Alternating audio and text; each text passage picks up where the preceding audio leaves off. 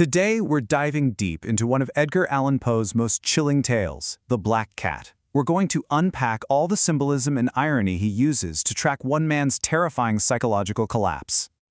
Okay, so right off the bat, we're hearing from the narrator himself, supposedly from his death cell. He's telling us this story is going to be wild, but then immediately says, "Yet mad am I not." And just like that, we're forced to question everything. Is this guy sane? Can we believe a single word he's about to tell us? The whole story is set up as a deeply unreliable account from the very first sentence. So, yeah, he calls this a confession. But think about it.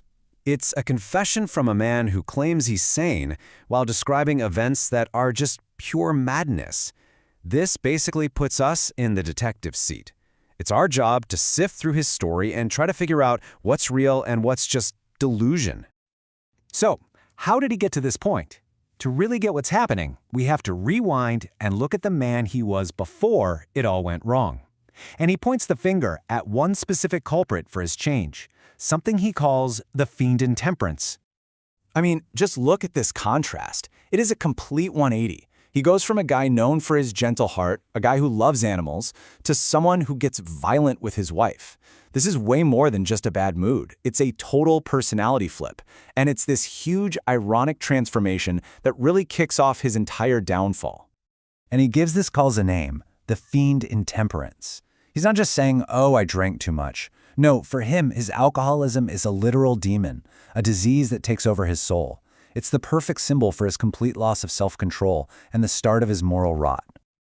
And who's the first victim of this monstrous change? His favorite pet, a beautiful black cat. And get this, the cat's name is Pluto, after the Roman god of the underworld. That is absolutely not a coincidence. Poe is basically screaming foreshadowing here, signaling that this cat is going to be central to dragging our narrator down into his own personal hell. This is where things get truly dark. In a drunken rage, he takes a knife and cuts out one of the cat's eyes. It's a horrific moment, but it's more than just cruelty. It's symbolic. By blinding his pet, he's essentially blinding himself. He's cutting out his own moral vision, his own ability to see right from wrong. But if you thought it couldn't get worse, you'd be wrong. Because his next act of violence isn't even driven by drunken rage. This is where Poe introduces a much darker, much more calculated human impulse that is frankly way more disturbing. He gives this impulse a name, too. He calls it perverseness, and his definition is chilling. He says it's this basic human drive we all have, this desire to do something wrong precisely because we know it's wrong. It's that urge to violate the law just for the sake of it. And this right here is his twisted logic in his own words. He hangs Pluto, not because he's angry, not because he's drunk, but in cool blood. Why? Because he knew the cat loved him, and because he knew that killing it was a sin. It's a purely calculated act of evil, and it is absolutely terrifying. So, does he get away with it? Not quite. The universe seems to respond immediately.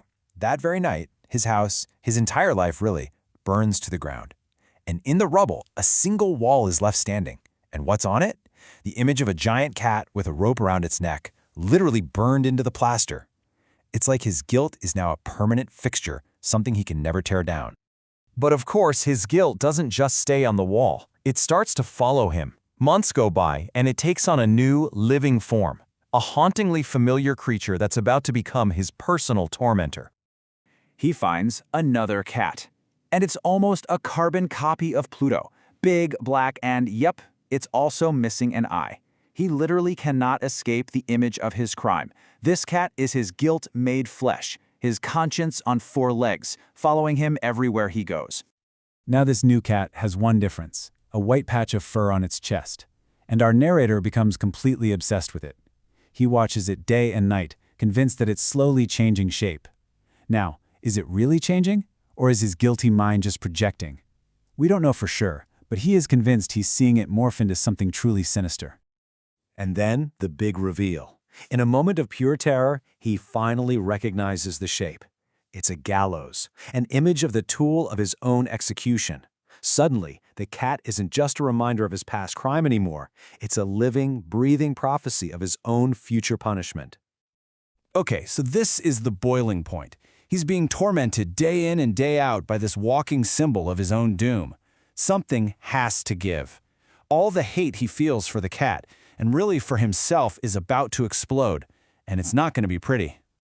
So he finally snaps. He grabs an axe to kill the cat once and for all, but his wife steps in to stop him. And just like that, without a second thought, he turns and buries the axe in her head. His descent is complete. And then, believing he's pulled off the perfect crime, he calmly walls her body up in the cellar.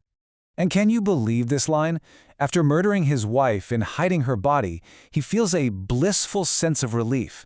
He says his future happiness is secured. He's not scared, he's not feeling guilty, he's happy. That one line tells you everything you need to know about how completely gone he is. So the police eventually show up to search the house, and he is cool as a cucumber. In fact, he's so arrogant, so proud of himself for getting away with it, that he starts showing off how well built the house is. And in this insane frenzy of bravado, he takes his cane and taps it right on the very spot in the wall where he hid his wife's body.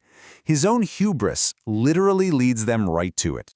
And as he taps, a sound answers him from inside the wall, a sound he describes as a wailing shriek. But here's the kicker. He says it's half of horror and half of triumph. His fate is sealed. Well, the police don't hesitate. They tear down the wall, and there's the body. But sitting right on top of her head is the cat. Turns out he'd accidentally walled the cat, the very symbol of all his guilt, into the tomb with his victim. The creature he hated, the creature he tried to kill, is the very thing whose voice consigns him to the hangman. Justice comes within the tomb. And that leaves us with this huge, haunting question. What's the deal with the cat? Is it some kind of supernatural force, an agent of justice sent to punish him? Or is it just a normal cat, and the narrator's own guilt and madness projected onto it, driving him to expose himself? That's the genius of Poe. He forces us to wonder if we're haunted by ghosts and demons from the outside, or by the inescapable ones we wall up inside ourselves.